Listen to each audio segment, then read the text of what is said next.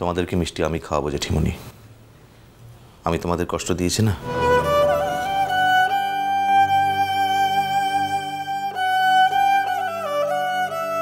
তোমাদের এই কষ্ট দিতে গিয়ে বুঝেছি এবার এই বন্ডিংটা কত স্ট্রং। নাও না করো।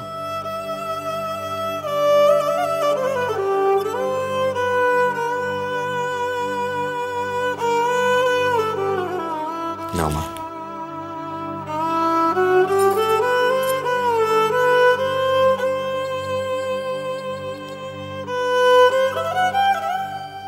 দেখি ছোট কাকিমণি।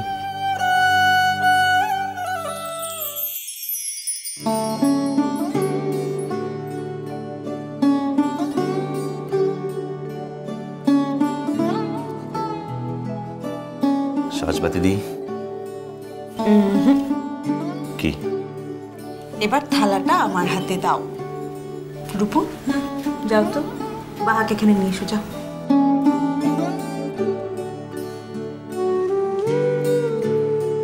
চলুন।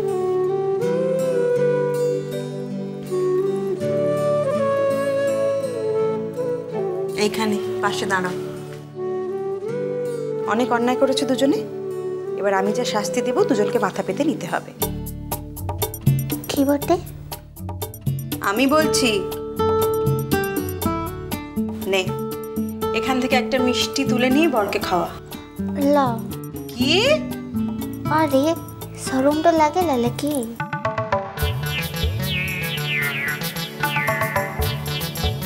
ঠিক আছে তাহলে দাদা ভাই তুই নে, আগে বাবাকে খাওয়া। ধরো।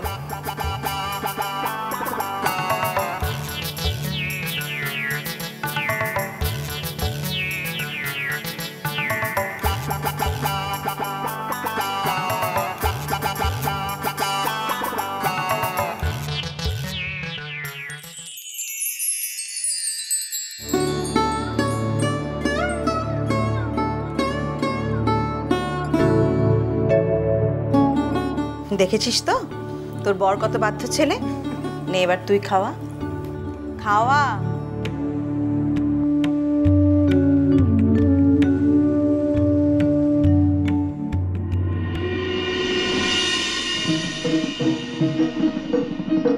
লাজে রাঙা হলো কোনে বউ গো, মালা বদল হবে এ রাতে, আজ মালা বদল হবে এ রাতে। লাজে রাঙা হলো কোনে বউ গো, মালা বদল হবে এ রাতে, আজ মালা বদল হবে এ রাতে।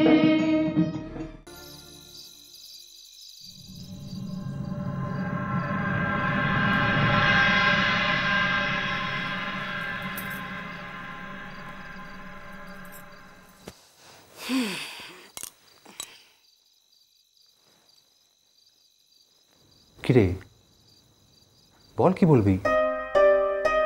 কি বলবো? কি বলবি মানে? এতক্ষণ অপেক্ষা করি, এখন বলছিস কি বলবো? সানভীতি, আমার কিন্তু খুব টেনশন হচ্ছে, প্লিজ বল। টেনশনের কি আছে ধৃতি? যা বলবো ভালো কথাই বলবো, খুব ভালো একটা কথা। আরে কি ভালো কথা সেটা বলবি তো? কি আশ্চর্য! কি এরকম একটা সিরিয়াস মুখ করে থাকলে কি করে কথাটা বলবো শুনি? আচ্ছা, আমাদের জীবনে কি ভালো খবর কিছু পড়ে আছে সানভীতি? ধৃতি, আই এম সরি, আমি বলতে চাইনি কথাটা এভাবে। কেন যে দুম করে বেরিয়ে গেল মুখ দিয়ে। আই এম ভেরি সরি, সানভীতি please, I am sorry, I am very sorry. Dhriti, আমাদের জীবনের ওই অধ্যায়টাকে আমি একেবারে ভুলে যেতে চাই। কারণ আমি জানি, আমি মনে মনে বিশ্বাস করি যে তুমি এখন অনেক ভালো আছো। আর এও জানি যে তোমার আর কোনো লাইফ রিস্ক নেই।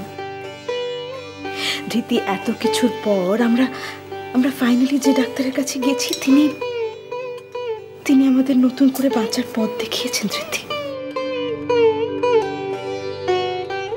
ভাগ্যের শেষবার তুমি নিজে যেতে পারোনি আমার সঙ্গে,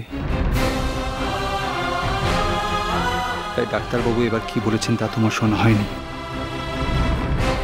আমি চাইও নি তুমি শোনো। যে কটা দিন আছি সেই কটা দিন অন্তত ভালো থেকো, শান্তিতে থেকো সাজবাতি।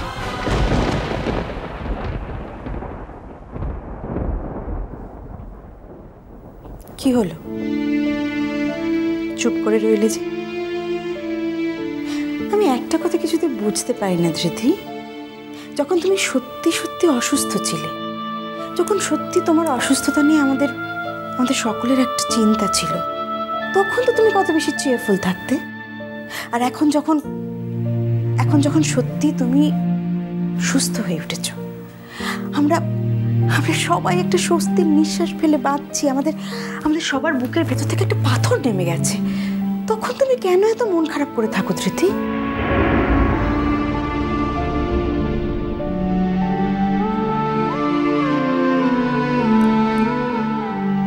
তোমার কি টাকা পয়সা শেষ হয়ে আসছে, সেই নিয়ে চিন্তা হয় তোমার? ধৃতি, আমি কিন্তু যে কোনো দিন যে কোনো একটা কাজে জয়েন করতেই পারি, অ্যাটলিস্ট গানটা তো শেখাতে পারি। না সাজবাতি, আমি এসব নিয়ে ভাবি না। 12 বছর বিদেশে ছিলাম, টাকা পয়সা যেটুকু যা আছে তোমার একার জীবন ঠিকই চলে যাবে। আমার একার জীবন মানে?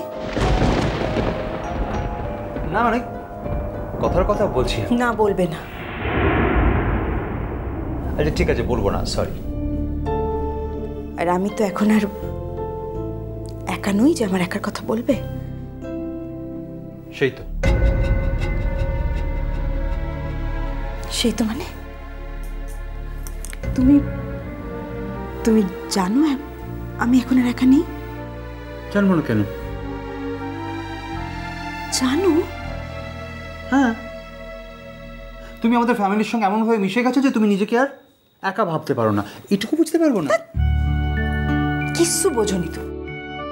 কি বুঝিনি বলো, হিয়ালি করছো কেন? বলো কি বুঝিনি। আরে বাবা, এত রেগে যাচ্ছ? না আমি রাগ করিনি, মোটেই রাগ করছি না। আমি রাগ করছি না মানে? আমি তো দেখতে পাচ্ছি তুমি রেগে যাচ্ছ। তুমি তাহলে কেন খুলে বলছো না? কি বলতে চাইছো? খালি হিয়ালি করছো, আশ্চর্য।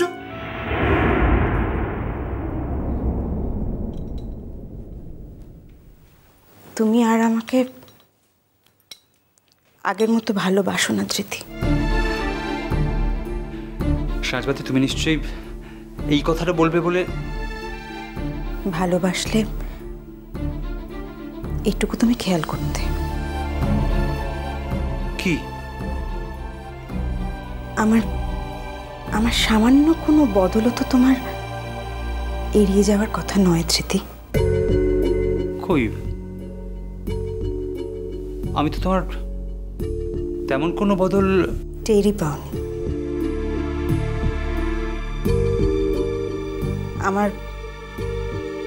আমার শরীরে কোনো বদল তোমার চোখে পড়েনি ধৃতি? কি করে চোখে এড়িয়ে গেল তোমার? হোয়াট?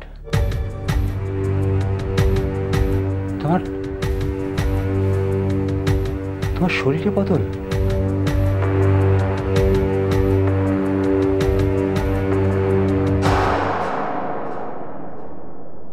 আমি তোমার কাছ থেকে আমার জীবনের শ্রেষ্ঠ উপহারটা পেয়েছি ধৃতি। ইম্পসিবল। কি? সব বিষয়ে ছেলে মানুষই করা যায় না সাজবাতি, অন্তত একটা জীবন নিয়ে তো নয়। মানে? সাজবাতি প্লিজ, এই সমস্ত ইমপ্র্যাকটিক্যাল কথাবার্তা বলার বয়স আমাদের নেই।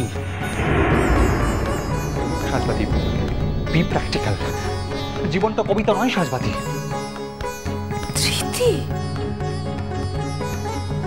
Go for abortion please.